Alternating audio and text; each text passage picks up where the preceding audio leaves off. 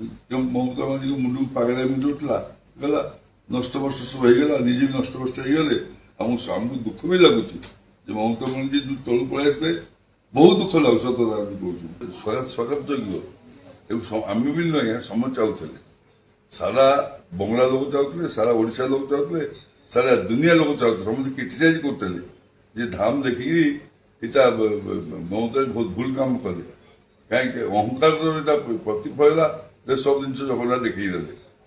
ଜଗନ୍ନାଥ ଧାମ ଶ୍ରୀକ୍ଷେତ୍ର ମହାପ୍ରଭୁ ସ୍ୱୟଂ ଜଗନ୍ନାଥ ବସିଛନ୍ତି ଜଗନ୍ନାଥ ଧାମରେ। ତେବେ ଜଗନ୍ନାଥ ମନ୍ଦିର ଲକ୍ଷାଧିକ ହଉଛି, ଧାମ ଲେଖୁଛି କି? ତାହେଲେ ସମସ୍ତ ଧାମ ଲେଖିଦେବେ ଗୋଟେ। ତେବେ ଜଣେ ଜାଣି ଆସିଲା ଲୋକ ଯୋଉ ଜିନିଷଟା କରିବାକୁ ଗଲ, 5 ଜଣ ସାଙ୍ଗେ ଗୋଟେ ଡିସ୍କସନ କରିଥାନ୍ତ କି କଣ ଆମେ ଦେଖାବ, ଏଇଟା ଭୁଲ କି ଠିକ ହେଲା। ମନ ଇଚ୍ଛା ଯେ ମୁଁ ତ ଭଗବାନ, ମୁଁ ଭଗବାନ, ମୁଁ ସବୁ କରିଦଉଛି। ଏଇଟା କେତେ ଅନ୍ୟାୟ କଥା। ଦୁଃଖଦାୟକ କଣ ସିଆରି ଯୋଉ ପରିସ୍ଥିତି ରହିଗଲେ ଆମକୁ ଦୁଃଖ ଲାଗୁଛି, ଦେଖିଲେ ଅତି ଦୁଃଖ ଲାଗୁଛି। ଦୁଃଖଦାୟକ ଘଟଣା ହେଇଗଲା। ପରାମର୍ଶ ଦେଇକି କଲେନି, ଅହଙ୍କାର ଭାବ ତାଙ୍କର ନଷ୍ଟ କରିଦେଲା ଆଜିକାଲି। ଜଗନ୍ନାଥ ପ୍ରେମୀ ମାନଙ୍କ ମଧ୍ୟରେ ଗୋଟେ ଖୁସିର ଲହରୀ ଉଠିଛି, ଧାମ ଶବ୍ଦଟି ହଟିଯାଇଛି। ଏଇଟା ଖୁସିର ଲହରୀ ଉଠିବ, କିଛି ନାହିଁ। ଲୋକ ଜବରଦସ୍ତି, ମୁଁ ଯୋଉ ଜବରଦସ୍ତି ଜିନିଷ କରିଦେବି, ଲୋକ ମତେ ଭୟରେ କିଛି କହିପାରିବେନି, କିନ୍ତୁ ଭିତରେ ତ କହୁଥିବେ ଏଇଟା ଭୁଲ କାମ ଲୋକ କରୁଛି। ସେମିତିକା ଦୁନିଆ ଲୋକ ଭୁଲ ଦେଲେ ଯେ ଧାମ କରନ୍ତିନି। ତାପରେ ଆଉ ଗୋଟେ ଦ୍ୱିତୀୟ ଗଲତି ତାଙ୍କର ରହିଲା, ସମସ୍ତେ କହିଲେ ପୁରୀ ଧାମକୁ ଯାଆନ୍ତି, ଏଇଟା ହିଁ ଧାମ, ଏଇଠି ରହ ଯାଆନି। ସେଇ ଯାହାକୁ ସବୁ କହିଲେ ସେମାନେ ମନ ଭିତରେ ଆରେ ଜଗନ୍ନାଥ ଧାମ ନାହିଁ କରୁଛନ୍ତି, ଲୋକ ଭୟରେ ଥାନ୍ତି, ଭୟରେ। ଆପଣ ଦେଖନ୍ତୁ, ଆପଣ ଦେଖନ୍ତୁ ଯଦି ଗଭର୍ଣ୍ଣମେଣ୍ଟ ଯାଉ କେମିତି ଲୋକମାନେ ସବୁ ଚେଞ୍ଜ ହେଇଯାଏ। ଆପଣ ଦେଖନ୍ତୁ ସମସ୍ତେ ତାଙ୍କୁ ଛାଡ଼ି ସବୁ ପଳେଇଲେ, କାରଣ ଭୟରେ ଥିଲେ। ଏହା ତ ଲୋକ ଭୟରେ ଥିଲେ ଯେ ଲୋକ ଠିକ ଲୋକ ହେଇଥାନ୍ତେ, ଜୀବନ ଦେଇଦେଲେ ତାଙ୍କ ପାଇଁକି। ସବୁ ଲୋକ ଭୟରେ ଥିଲେ। ଏପଟେ MLA ପଳେଇଲେ, ସେପଟେ MP ବି ପଳେଇଲେ, ଇଏ ଏକୁଟିଆ ହେଇଗଲେ। ଦେଖନ୍ତୁ କୋଉଠି ନା କୋଉଠି ମହାପ୍ରଭୁଙ୍କର ଜଗନ୍ନାଥ ମନ୍ଦିରରେ ଧାମ ଲଗେଇଥିଲେ, ଯୋଉ ଦୀଘା ଜଗନ୍ନାଥ ମନ୍ଦିର, ଏଇଟା ଗୋଟେ ଭୂମେରାଙ୍ଗ ତାଙ୍କ ପାଇଁ କି ହେଲା। ନିର୍ବାଚନ କଥା କୁହନ୍ତୁ, ତାଙ୍କର ଏବେ ସ୍ଥିତି କଥା କୁହନ୍ତୁ।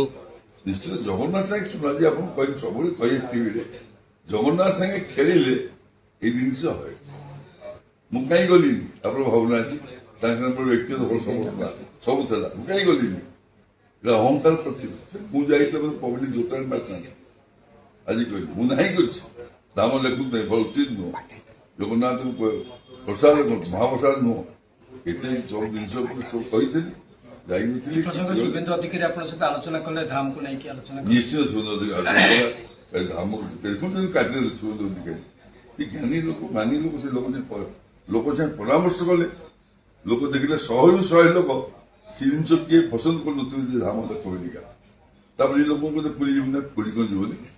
ୱେଷ୍ଟବେଙ୍ଗଲ, ଓଡ଼ିଶା ଗୋଟେ ଭାଇ ସମ୍ପର୍କ ଯୁଗ ଲାଗି ଆସିଛି। ଯୋଉ ନାମ ସବୁ ବ୍ୟବହାର ହଉଛି ଶ୍ରୀମନ୍ଦିରରେ, ମହାପ୍ରସାଦ କୁହନ୍ତୁ, ଜଗନ୍ନାଥ ଧାମ କୁହନ୍ତୁ, 22 ପାହାଚ, ନୀଳଚକ୍ର, ୟାର ଗୋଟେ କପିରାଇଟ୍ ଆଣିବାକୁ, ପାଟେଣ୍ଟ ଆଣିବାକୁ ଶ୍ରୀମନ୍ଦିର ପ୍ରଶାସନ ଗୋଟେ ଆବେଦନ କରିଛି। ଇଏ ଆସିଲେ ଗୋଟେ ରୋକ ଲାଗିପାରିବ ଅନ୍ୟ ଜାଗାରେ ୟାକୁ ବ୍ୟବହାର ଉପରେ? ନିଶ୍ଚିତ ରୋକ ନାହିଁ। ଟିକେ ଶୁଣନ୍ତୁ, ଏଇଟା ଅନ୍ୟ କଥା ଆସିଗଲା। ଆପଣ ଦେଖନ୍ତୁ, ଏଇ ଯୋଉ ଜିନିଷ ଜଗନ୍ନାଥଙ୍କର ଜିନିଷ ଚାଲିଛି, ଏଇଟା ସାରା ପୃଥିବୀ ଦୁନିଆ ଲୋକ ଜାଣନ୍ତି, ଏଇଟା ସାରା ଦୁନିଆ ପୃଥିବୀ ଲୋକ ଜାଣନ୍ତି ଏ ଜିନିଷ ହଉଛି ବୋଲିକା। ଜଗନ୍ନାଥ କିଏ କାଟି ପାରିବ? ଏଇ କଣ ଖେଳ ଜିନିଷ ହେଇଛି? ଏଇ ହଜାର ବର୍ଷ ତଳ କଥା ମହାପ୍ରଭୁ ବସୁଛନ୍ତି, ଏଇଟା ସ୍ୱୟଂ ଭଗବାନ ଏଠି ବିରାଜମାନ। ଏଠି ନୀଳଗିରି ପାହାଡ ଭିତରେ ସ୍ୱୟଂ ନୀଳମାଧବ ରହୁଥିଲେ, ସ୍ୱୟଂ ଭଗବାନ ବିରାଜମାନ। ଏଠି ସମୁଦ୍ର ସ୍ୱର୍ଗଦ୍ୱାର ଇଏ। ତେଣୁ ଏ ନାଁ ଗୁଡାକ ଅନ୍ୟମାନେ ବ୍ୟବହାର କରିବାଟା ଏଇଟା ଅନ୍ୟମାନେ ବ୍ୟବହାର କରିବା ଯେତିକି ଦରକାର, ଯୋଉଟା କର୍ତ୍ତବ୍ୟ। ଆଜି ତମେ କହିବ ଜଗନ୍ନାଥ ଧାମ, ତମେ କହିବ ସ୍ୱର୍ଗଦ୍ୱାର, ତମେ କହିବ ସ୍ୱର୍ଗଦ୍ୱାର। ଅନ୍ୟ ମନ୍ଦିର ପ୍ରସାଦକୁ ମହାପ୍ରସାଦ କହିକି ଏଠି ସ୍ୱର୍ଗଦ୍ୱାର କହିବୁ, ଏଠି ସ୍ୱର୍ଗଦ୍ୱାର। ଲୋକମାନେ କୋଉଠୁ ସ୍ୱର୍ଗଦ୍ୱାର ଦାହବାକୁ ଆସୁଛନ୍ତି ପ୍ରଭୁଙ୍କ ଜାଗାକୁ। ପଶ୍ଚିମବଙ୍ଗ ମୁଖ୍ୟମନ୍ତ୍ରୀ ଆପଣଙ୍କୁ ଫୋନ କରିଥିଲେ, କଣ ଆଲୋଚନା କଲେ, କେତେବେଳେ ଫୋନ କରିଥିଲେ, କଣ ଆଲୋଚନା? ଧାମ ଉଠିଲା, ଏ ତ ଜଗନ୍ନାଥ ଧାମ ଲେଖା ଧାମ ଉଠେଇଦବା, ଏଇଟା ଉଚିତ ନୁହଁ। ଆପଣ ଦେଖୁନାହାନ୍ତି, ଧାମଟା ଉଠୁ କଥା ହଉ ସାରା ଦୁନିଆ ଲୋକ ସ୍ୱାଗତ କଲେ। ଶୁଭେନ୍ଦୁ ଅଧିକାରୀ କି ସମସ୍ତେ ଧନ୍ୟବାଦ ଦେଲେ, ଯାହା ଲୋକ ଆସୁ ଭଲ କାମଟେ କଲେ ମୁଖ୍ୟମନ୍ତ୍ରୀ ହବା ପରେ ଏଇଟା ପ୍ରଥମ କଲ୍ ବୋଧେ ଆପଣ ନିଶ୍ଚିତ ସେ ଭଲ ପାଆନ୍ତି ଓଡ଼ିଶାକୁ ଆଜ୍ଞା। ଓଡ଼ିଆ ଲୋକ ବଙ୍ଗାଳୀ ଲୋକ ଏମାନେ ଯୋଉ ଭାଇଚାରା ସେଠି କାলীଘାଟ କାলীମା ରହିଲେ ଏଠି ଜଗନ୍ନାଥ ରହିଲେ ତାଙ୍କର ସୁସମ୍ପର୍କ ଆମ ଭିତରେ ସବୁ ଆଗରୁ ଲାଗି ଆସିଛି ଆମର ଗୋଟେ ଭାଇଚାରା ସମ୍ପର୍କ ସବୁ ପ୍ରତ୍ୟେକ ସମୟ ଭିତରେ ଏଇ ଜିନିଷ ସବୁ ଥିଲା। ମମତା ବାନାର୍ଜୀଙ୍କ ମୁଣ୍ଡକୁ ପାଗଳାମି ଦଉଥିଲା ଗଲା ନଷ୍ଟଭ୍ରଷ୍ଟ ସବୁ ହେଇଗଲା ନିଜେ ବି ନଷ୍ଟଭ୍ରଷ୍ଟ ହେଇଗଲେ ଆମକୁ ଦୁଃଖ ବି ଲାଗୁଛି ଯେ ମମତା ବାନାର୍ଜୀ ଯୋଉ ତଳୁ ପଳେଇ ଆସିଲେ ବହୁତ ଦୁଃଖ ଲାଗୁଛି ସତ କଥା କହୁଛୁ।